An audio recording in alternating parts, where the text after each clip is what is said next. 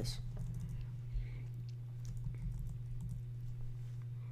Hey YouTube, what's up? Today I'm going to be talking about with you guys just a few announcements Apple made today. It's been a really amazing day. I believe today is March 24th. Actually, it is March 24th, 2011. Let me go on and get started and talk about what's going on here.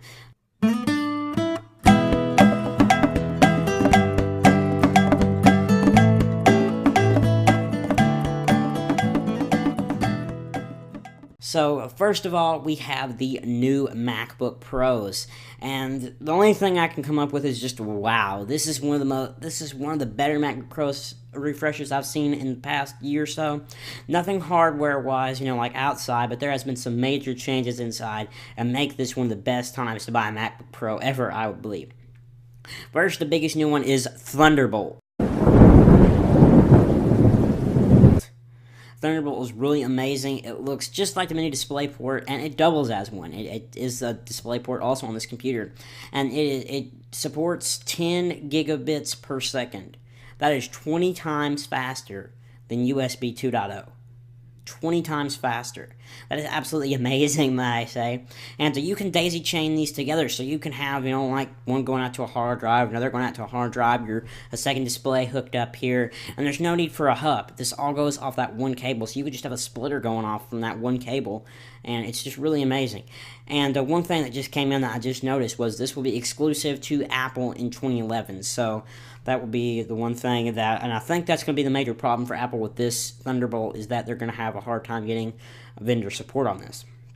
Moving on past Thunderbolt, even though it is super amazing, is new processors. That's new processors. They're up to 2 times faster than the old MacBook Pros. And what's even better is the 15 and 17-inch models have quad-core processors, which is absolutely amazing. There's a little bit of graphics boost also. I don't think you guys care about hearing what kind of ATI chip is in there, but it also has Intel dedicated in there also, which is supposed to be pretty fast also. They still haven't ditched the graphics card yet. And it does have an HD FaceTime camera, which is really interesting. So it does support up to 720p, that'd be 1280 by 720 resolution. The camera that I'm shooting with now is only VGA. So, I think that's really nice. Really makes me envious. But other than that, I hope these, and all these things, may I mention, will come to the rest of the Mac line later this year. And then the next thing they showed off today was a preview of macOS 10 Lion. I know what you're thinking. They've already previewed macOS 10 Lion in an event in October 2011. Well, that gave us more details about this, and it's really interesting. And they actually released a developer preview. So if you're a macOS 10 developer, you can go on and hop on this if you wish. So let's talk about it here. And some of this stuff we've already seen before. We've seen the Mac App Store. They talked about that a little bit. We've seen Launchpad. That's just where you can, hang out with all your apps. We've seen full screen apps, and the only thing new there is it now has a dedicated button. It's not just the green button. It has a dedicated button at the top right. We've seen Mission Control, which is a combo of Spaces, Expose, and Dashboard. And we've seen Autosave. What we haven't seen, which is the new stuff, is versions, which is kind of like Time Machine without the hard drive attached. So you can go back and see a version you made of this document beforehand, and you can go back and get that if you want to. Resume is also another thing they've added where from what I understand, if you shut off your Mac and you turn it back on, it'll be exactly where you left off, which is really cool. Another thing they showed off, they showed off kind of the new iCount, things like that. They didn't really tell us anything about it. One thing they did show off, though, more in detail, is Mail 5, and I'm very excited for this because if anybody has used Mail in macOS 10, it is kind of lacking. It has a lot of features, but UI-wise, it is very untasteful. It's kind of macOS 10 Tiger-like, I think.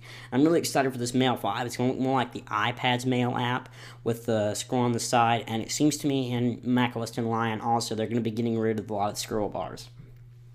We've also showed a lot of cooler things, some new gestures. So you have a trackpad and you're browsing, you can double tap to zoom in and stuff. It's going to be really neat. It's going to have much smoother zooming when you pinch out and things. It'll be really neat. And they also showed off something new called AirDrop, which is a way to share files without configuration. Apple didn't really go into a whole lot of detail. It's going to be a spot that's in your Finder now on the sidebar. Be able to go in there and just drop a file, I guess, and say a computer that's on a Mac that's on the same network can access that also. And they've also showed off some macOS 10 Lion server stuff. I don't think you guys really care about that, but if you are, you can go to apple.com and check it out. Next, and close to the end of this video now, is news updates. This is stuff that it kind of clumps together that doesn't really have much to talk about. Mobile Me update is expected soon. They have stopped selling the retail box set, so there's no family pack and there's no single pack anymore. So they've stopped selling those altogether. And that kind of signals to me that it may be free in the future here. I'm very interested to see. You can still sign up for a free trial online, but I do not believe you can actually purchase it online anymore either. I was very interested to see how that will work. Maintenance is scheduled for later tonight, and I will make sure to let you guys know if anything interesting happens. But I'm really interested to see what Apple is going to do with this and hopefully add some really awesome features. And the last thing is kind of a bummer, is that FaceTime for Mac is now 99 cents in the App Store, which is just a big bummer to me. True, that is a license to use on the rest of your Macs. Once you buy it, you'll never have to buy it again. But it's 99 cents in the App Store now, and when Apple was asked why, Apple came out and said, well, it's for tracking purposes. It's for keeping everything together to know how many FaceTime devices they have and things like that. It is kind of a bummer to me, that 99 cents. I don't know why Apple has to do it that way, but I guess that revenue will help them out in the long run. So, anyway, 99 cents in the App Store. And it is no longer in beta also, by the way. This is a 1.0 release, but it looks exactly like the beta. If you guys have any questions on what I've said today, please make sure you tweet me at ProGuy94 on Twitter, or you can leave a question down in the comment, or any comments you have, obviously. Don't forget to thumbs up if you like the video, and don't forget to subscribe so when I make a video, you will be automatically updated when I make a new video.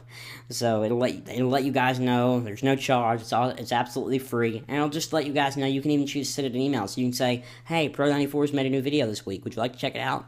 And you can say yay or nay depending on if you're interested or not. So I hope you guys enjoyed this, and I'll see you guys in the next video.